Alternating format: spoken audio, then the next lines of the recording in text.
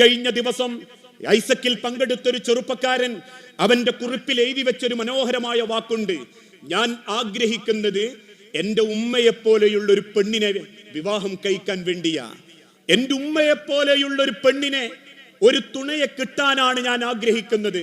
കാരണം എന്റെ ഉമ്മയുടെ ഔറത്ത് എന്റെ വാപ്പ മാത്രമേ കണ്ടിട്ടുള്ളൂ. എന്റെ പിതാവിനോട് ഇത്രയും മനോഹരമായി സംസാരിക്കുന്ന ഒരു പെണ്ണിനെ ഞാൻ എന്റെ ഉമ്മാനെ മാത്രമേ കണ്ടിട്ടുള്ളൂ.